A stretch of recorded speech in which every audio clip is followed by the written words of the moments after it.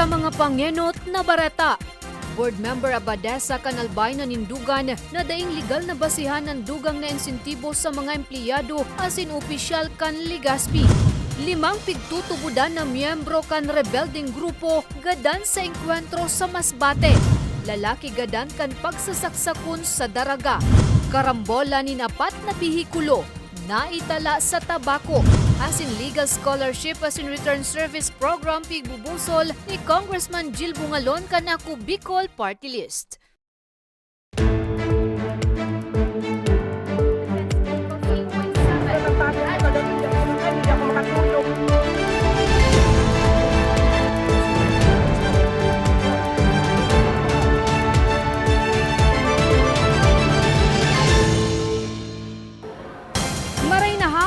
Biyernes, Pebrero 10, taong 2023. Kuninan mga baretang Tatak Bicol. Madadangugman ang mga baretang ini sa 88.7 Radyo Uragon Catanduanes sa 90.7 Radyo Uragon Legazpi.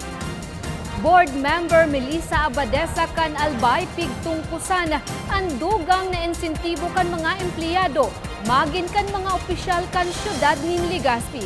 Opisyal na nindugan na mayo ining legal na basihan.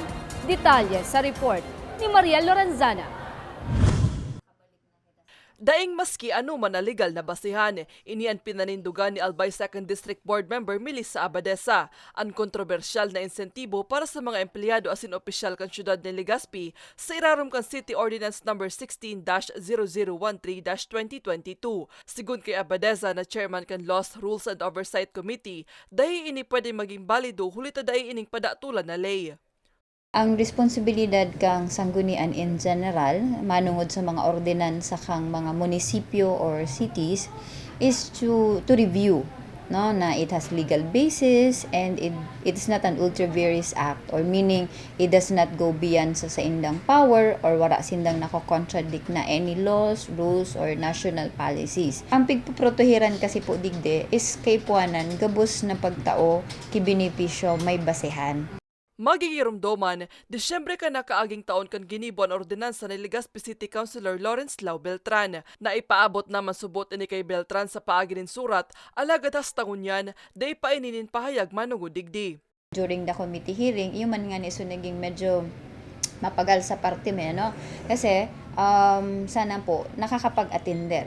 At least kasi kami on that time naging basihan me, so naging submitted ordinance po kang sa indang syudad or kang sa indang kang proponent in general. So nalimitahan din kami duman. But I am still also contemplating the possibility. Nilinaw sana ni Abadesa na magayon ang nobeto kanasambit na insentibo. Urog ng 30,000 pesos man ini kada empleyado asin opisyal. Alagad mismong Provincial Legal Office na ang nagsabi na bako ini balido. Harayo man subot ini sa Akta Republika 6758 o ang Salary Standard Law. Kasi we have limited powers. We cannot touch on the intention, on the wisdom. But pag nahiling mi po iyan na daiman na basihan or nagkontra iyan sa ano man nalahi, wala din po kami magiginibo. So, para mas magkaigwa kita ng room or avenue for clarity and explanation, sana po nakakapag-attender kita. But anyway, it doesn't end naman duman sa report ko and the recommendation. Sa ngunyan, mismong si Beltran na subot ang nagsabi na dai pa man ay papaluwas ang pondo. Urog ng dakulman ang nagpapahayag din pagkontradigdi. Sinabi naman ni Abadesa na bukasan sa indang komitiba nga ni matawan tsansa si Beltran na maidepensa ang ordinansa nga ni maaprobahan ini. Para sa mga baretang Tatak Bicol, Maria Lorenzana.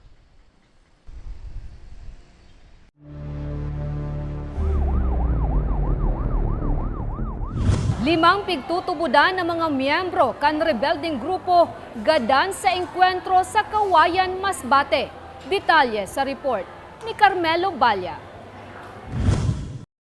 Gadan ang 5 pigtutubudan ng miyembro kan Communist Terrorist Group matapos na makaengkwentro ang 2nd Infantry Battalion sa Barangay Giom, Kawayan, Masbate alas 6 kasuudmang aga.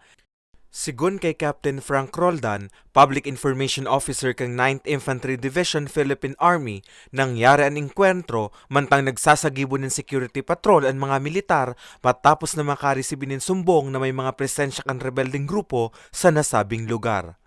Sa ngayon, patuloy pa rin ang course of operation natin doon, ang efforts natin. Gawa nga na may manaiwan mga blood stain doon sa lugar na hindi kalayuan doon sa pinangyarihan ng enkwentro.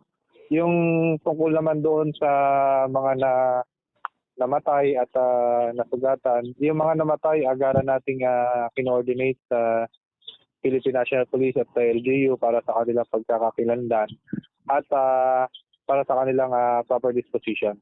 Nagdurar ang ribayan ng putok nin haros 20 minutos. Apwera sa 5 nagadan, sarupang persona ang lugadan na pigtutubudan man ng miyembro kan rebelding grupo. Nakumpiskar man sa lugar kan engkwentro, an anum na haralangkaw na kalibre ng badil, asin iba pang personal na gamit na nasa kustodiya naman ngunyan kan otoridad para sa magkakanigong disposisyon. Kagaya ng lagi naming sinasabi na binabaliwala nitong mga namatay na NPA, na huwag nilang sayangin yung pagkakataon na in-offer ng government na sila ay magbalik loob na lang at meron ng mga aalalayan sila ng gobyerno sa kanilang pagbabagong buhay. Meron namang programa ang ating gobyerno, yun nga yung Enhanced Comprehensive Local Integration Program na kung saan meron silang makukuhang mga asistensya na pwede nilang gamitin sa kanilang pagbabagong buhay. Liwat naman na apilar ni Roldan sa mga miyembro kan rebelding grupo magbalik lado na sa gobyerno asin magbagong buhay na. Para sa mga baretang tatak Bicol, Carmelo Balya.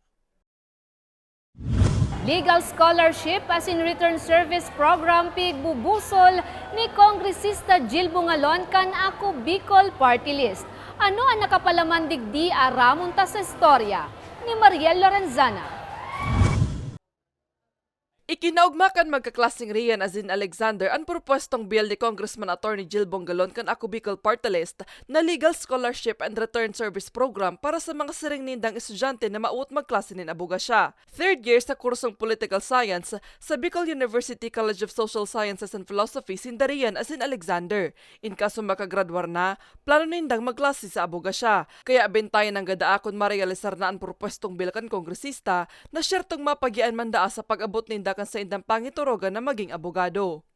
Siyempre, magiging malaking tulong siya considering the situation here in the Philippines na as far as I know is wala rin tayong batas talaga providing legal assistance para sa mga law students compared sa ibang mga educational programs na may mga assistance na marami ng mga programs regarding that. So, I guess this will be the pioneering na law that will help provide legal assistance for law students. So, it's something that gives us hope because one of the greatest problems right now in our country is the lack of lawyers. Our criminal justice system, our justice system itself is not very efficient because according to study I've read, around before 2020, the ratio of lawyers is 1 to 1,000 clients. And one of the restrictions why there are not many lawyers is because the costs of going to law school. Pebrero 6 ngunya na bulan, kanisumiter ni Bungalon sa Kongreso ang House Bill No. 7035 o ang pag-amyendar sa Republic Act No. 7662 o the Legal Education Reform Act of 1993. Sigun sa kongresista, objeto kan sa iyang propostong bill na maisabay man sa nasambit na Akta Republika ang pagkakaigwa ng legal scholarship na pwedeng aprobitsaran kan mga gustong magklase nin abogasya.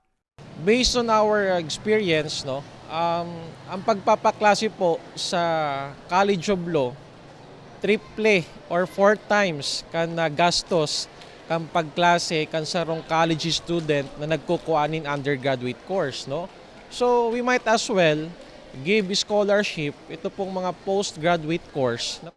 In kasong maisalay, dain ang paproblemahon pa sa tuition fee ang mga benepisyaryo. Igwa man na alawan sa mga libro, pamasahe, uniform, medical insurance asin lodging. Babayadan man maging ang pag-review sa bar exam asin application fee sa pag-exam. In kaso naman na maipasarkan sa rong scholar ang bar examination, kinakaipuan na magserbisyo muna ini sa Public Attorney's Office o PAO o sa ibang ahensyas kan gobyerno na kinakaipuanin abogado sa laog o lagpas tin 2 taon. This is a very big help para po sa indong mga magurang asin sa mga estudyante that we could avail of this free legal scholarship na kung saan matutustusan po ang sendong pagklase sa law school. No? 4 years po yan, and after graduation, may bar review pa.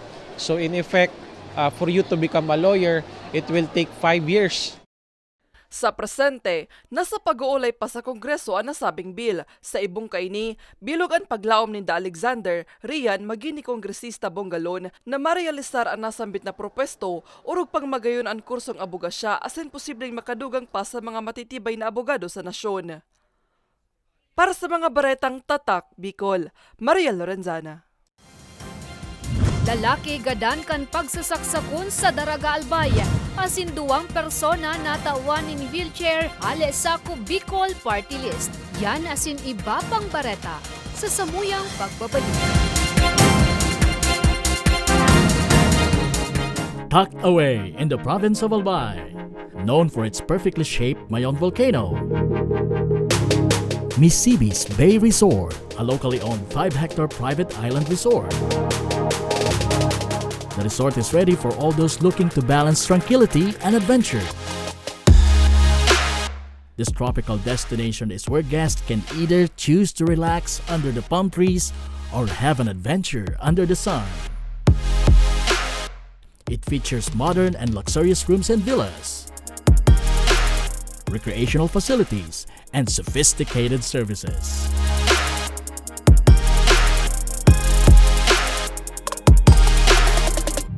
Come and experience Misibis Bay Resort, your tropical island getaway.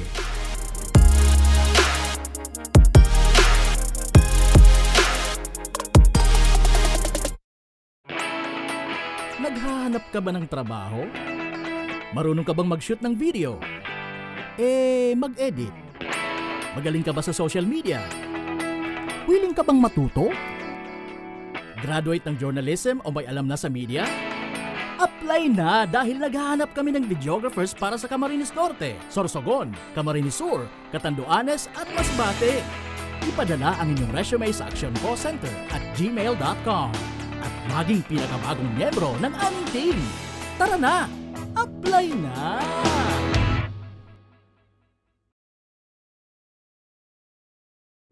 Sa ibong ka nagpapadagos na pandemya, daima nag-uuntok sa pagriparo ang satuyang satiring partido, ang Ako Bicol Party List, yaon pirmi sa pagpadangat kan mga kasaraditan, sa tabang kan manto ni ina, ano man na panahon, hain ka man sa kabikulan. Viva la Virgen! Viva Nuestra Señora de Peña Francia!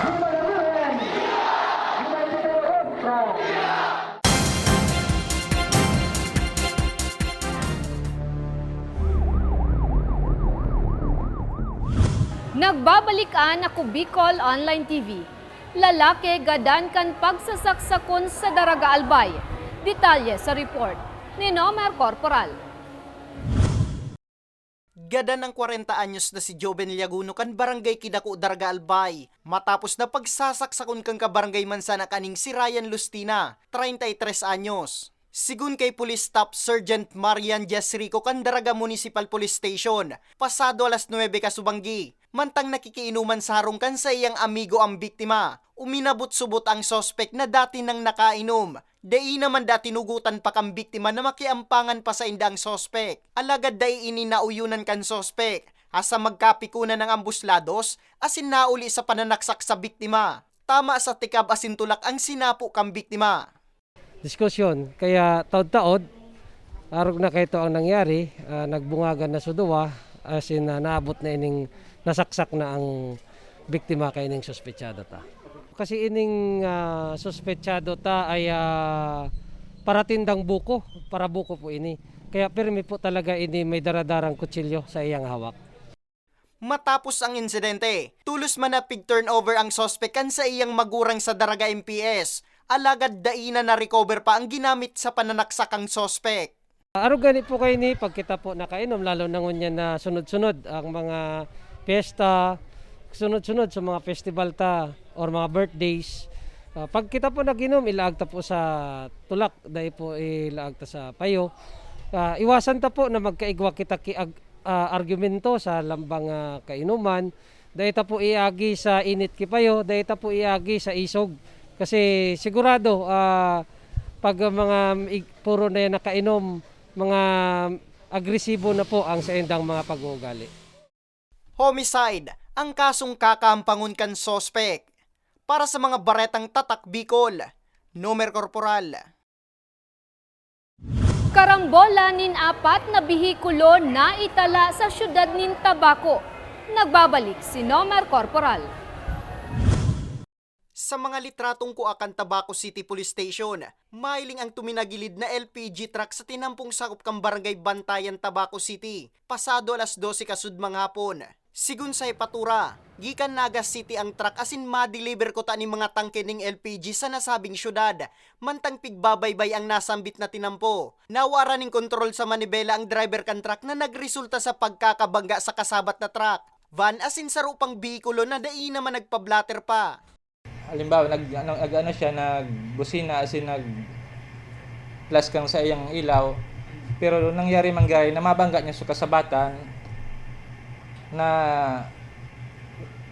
halos tulong lunadaan sa iyang na bangga. Lagad ining sarong bihikulong pig na nakaubay manigdi. Dahil naman nagreklamo, may nali na dahil duman sa lugar. Dit man lang damage na sa iyang na Bali, ang nagreklamo lang, duwang bihikulong na nganaan kang insidente nito. Binisto ang driver kang LPG truck na si Ray Bustamante Igalbo, 43 anyos. Tulos man na tinawan ning atensyon medikal ang mga nairidong persona na suminapo ning minor injuries. Mga 4 na beses ako duman naka-responde duman sa lugar na ito. May traffic lights, may nag-assist man duman na kunya mga pagminsan tanod, pero nangyari dahil ang lugar na ito lugsuton. Tapos dugang pa kang opisyal, huli kang nagpapadagos na mga patrabaho sa tinampo asin tulay sa lugar para mientras nasarusan ng linya ang naaagihan. Sa presente, dai pa man nagkakaigwaning pag-uulay ang ambuslados. Para sa mga baretang tatak Bicol, Nomer Corporal.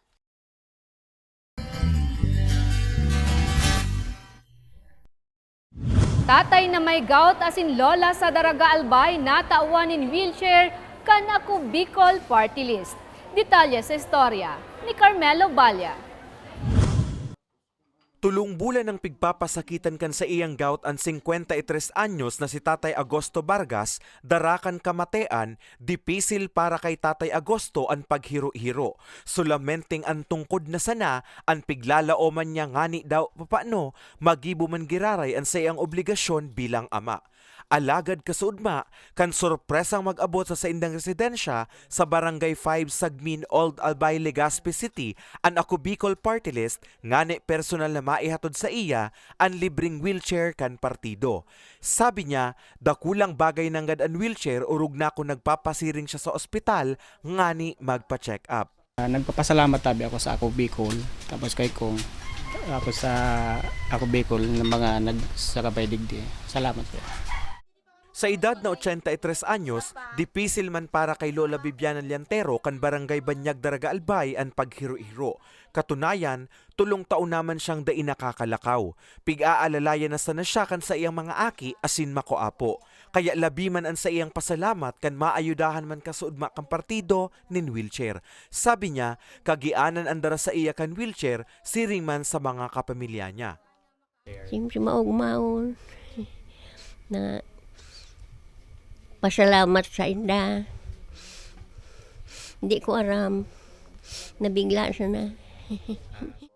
Sigon kay Congressman Attorney Jill Bongalon, ang pananaunin nin wheelchair, obhetong makapagtaunin pag-alalay urug na sa mga siring ninda Tatay Agosto asin Lola Bibiana, na naging posible man sa pakikipagtabangan kan Children International.